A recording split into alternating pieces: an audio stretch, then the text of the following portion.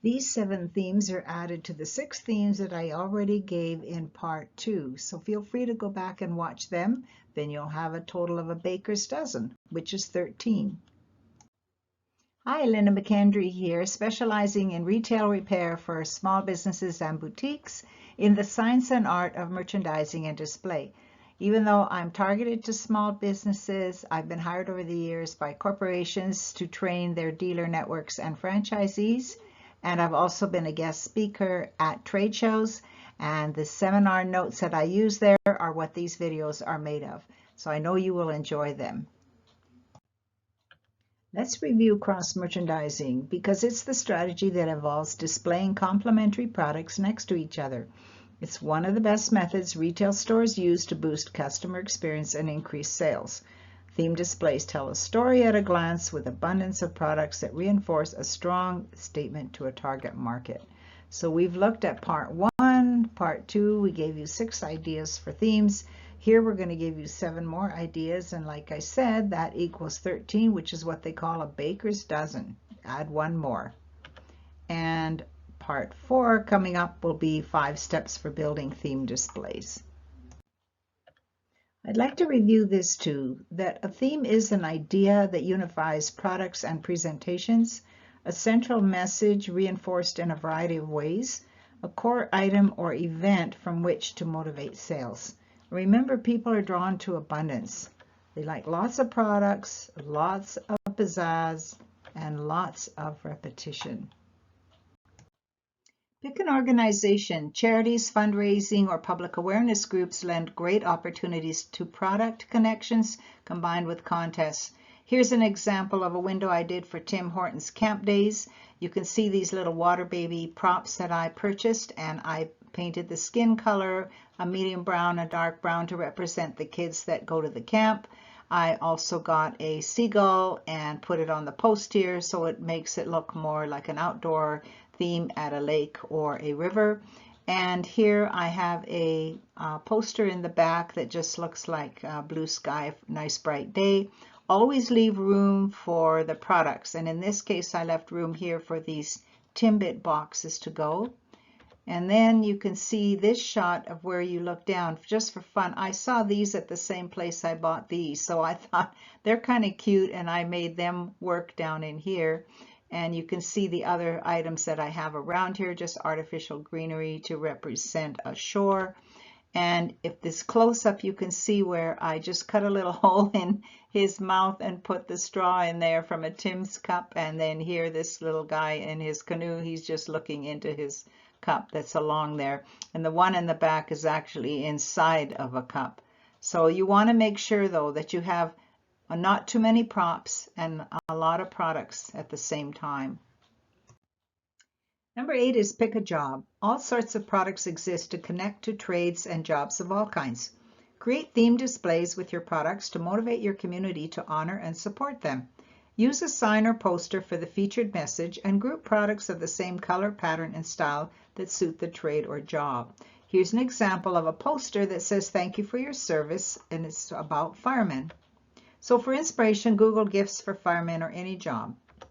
Here we see 2 ideas. The first one is actually if you own a bakery, you would be able to make a cake that looks like this and the little icing figures, and that would be perfect under a sign that says thank you for your service. Or you can see an idea of the kind of gifts that are associated with that, and you can look at what you have in your store that would work with that. Pick a career. Most professional groups have items or uniforms that connect to their work. Some have days of honor, example, Secretary's Day. So here's a sign that you could make up for National Teacher Day. And in the process of doing that, you can add some tags to some items. You don't have to have items specifically for teachers to get the message across. For example, the first sign says, thanks for taking the time to teach us. The second one says, thanks for helping us bloom. And the third sign says, having you as a teacher meant a lot to me. So you can see that you can create a theme even out of products that are your everyday products. So pick a person. Target market to age and stage by selecting a person to create a display around. Example, mom, dad, baby, toddler, teen, senior, etc. Google gifts for the person for inspiration and ideas. You probably already know what items in your stock to put in a display with the right signs or images. Here's an example. The best gift ideas for seniors in assisted living from a site called Baxter Senior Living. Another one I found was Raising Teens Today, 32 Creative and Heartfelt Graduation Gift Basket Ideas Grads Will Love. I'm not saying you buy the gifts, I'm just saying you look at the images that they give you to give a great idea for the products that you might have that you can put together with a sign for graduation day. 11 is to pick a sport. Use leisure and organized sports to promote products that make gifts, prizes, and rewards for fans. For inspiration, Google the sport or the team for their colors and symbols. Add your products to the display in the colors, patterns, and styles that work best with the poster. For posters, consider free, printable, customizable sports posters templates available at Canva, which means that you can create posters that not only work with the color theme of your products, but also the information promoting the sport that's happening in your community. Here's an example of a very large poster, and your store may not be that large, but it's an example of a poster that gets attention immediately for shoppers, people walking by, and it features these running shoes. And then you can see that with the mannequins beside here, we're telling another story of cross-merchandising the products that are available in the store, as well as this footwear that doesn't necessarily have to be that exact brand. And we're telling a story that that we have male clothes for men and clothes for women. So this is a really good way of promoting a sport and your products at the same time. I'm going to show you two examples of pick a character to create a theme.